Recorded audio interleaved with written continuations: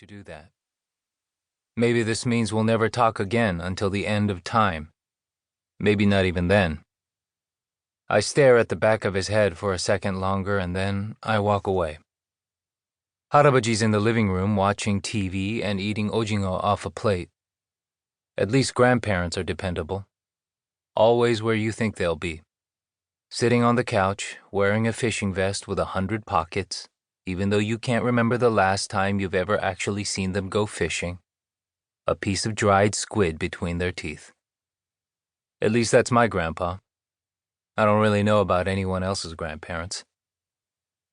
Hi, Harabaji, I'm home, I say, dropping my backpack on the floor and sitting down next to it. He grunts, not looking up from the TV. He's watching some sitcom I don't recognize. His favorites are usually Full House and Home Improvement, the light reflecting off his huge, rectangular glasses. Harabaji's not much of a talker, except when it comes to yelling at fictional characters on the screen. I don't even know if he knows what's going on.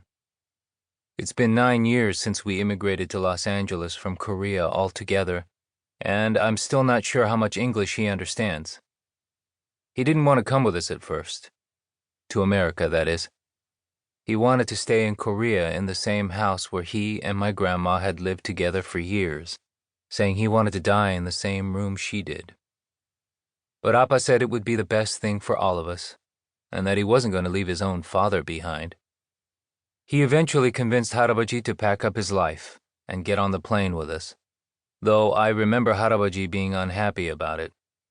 At least he's found some joy in these American shows. I think he finds them funny. I glance toward the kitchen and then back at Harabaji, lowering my voice. Can I tell you something? He grunts again, without turning down the volume. Here's the thing about my grandpa. We're not close exactly, but he's the one person in this family that I feel like I can really talk to. Even if he doesn't totally get what I'm saying since I speak to him in English. Maybe that's the reason why I feel okay. Or maybe it's because he's too busy judging made-up people on television to judge me, and I know that whatever I tell him, he won't tell anyone else. I got suspended from school today. At this, his eyebrows lift. I can't be sure if it's from what I said, or something on TV, but I keep going. I got sent to the principal's office again for cheating on a Spanish quiz. Or I guess, getting caught cheating.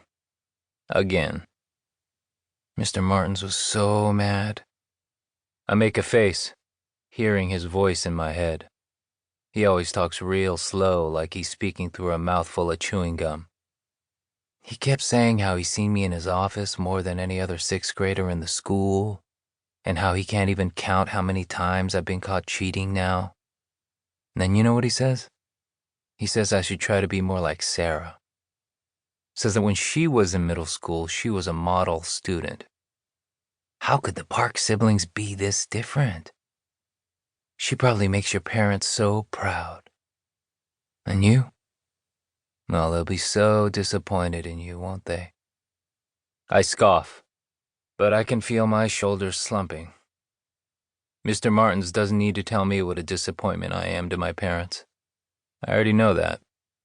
Appa told me so himself. Harabaji turns off the TV, startling me. He leans forward in his seat, his left hand on his knee. He's only got 3 fingers on that hand. He lost the pinky and the ring finger during the Korean War. Amma says it's rude to stare, but it's hard not to when I'm sitting on the floor and basically eye level with it. I look at his face instead. He locks his eyes on mine, his mouth set in a grim line. Uh-oh, did I overestimate how safe my secrets are with him? My face flushes. Is he going to rat me out to Amma and Appa after all? He holds out his empty plate with his right hand. Get me more ojingo, he says in Korean. I ate it all. Oh, of course. Yes, Harabaji. I take the empty plate and head for the kitchen.